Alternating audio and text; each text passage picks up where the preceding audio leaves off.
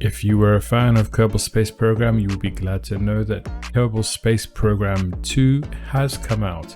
However, I'd like to state it is in early access. However, the question still has to be asked, is it worthwhile buying the game in its current state? And in this video, we're just going to explore that right now. Now, it's a real shame that there have been a lot of negative reviews on Kerbal Space Program 2 on Steam, which has pushed it all the way down to mixed. And the reason for that really is because when you start the game, it only starts with 4 modules. Your base only has 4 modules. So essentially you start the game in sandbox mode. And that means that we have the VAB, which is a normal vehicle assembly building. We have the training center, the tracking station, and the launch pad. Now, what that essentially means is that we cannot take out loans, we cannot take out missions, there is no tech tree at the moment, and there is no way to progress within the game. Essentially, in this game, all you can really do is build spacecraft and go around the known solar system. Now, it's very important to emphasize that this game is in early access, and anyone who played the first Kerbal Space Program will remember that this is exactly what the game was like when that game was launched too. However, over time, this game will come out of early access and all of these new modules will be added to the game.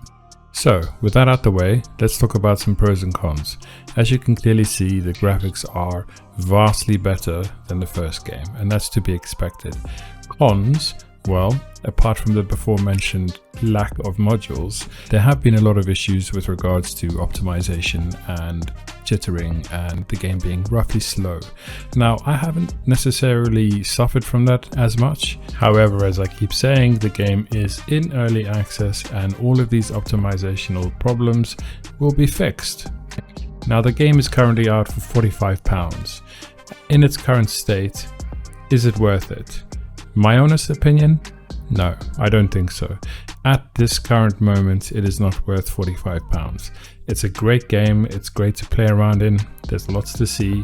However, there's no progression tree. There are no missions, there's no tech tree. So for me, when I play the game, it feels just a little bit empty and a little bit pointless. I don't have any goals to go towards.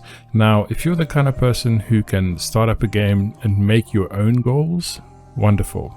This might be the game for you. However, I'm going to say it once more.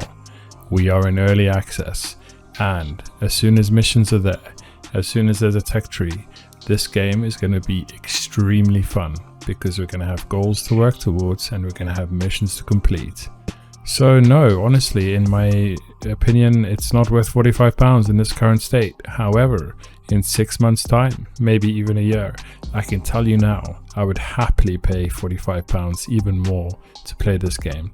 However, I can tell you by that time, the game will have gone down in price by a lot. I'd like to just point out that this is my own personal opinion. You may have a different opinion, and that's perfectly fine. You are welcome to it.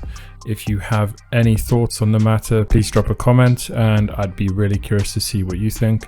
And as always, if this video has been helpful or entertaining in any way, please consider subscribing, and I'll see you in the next one.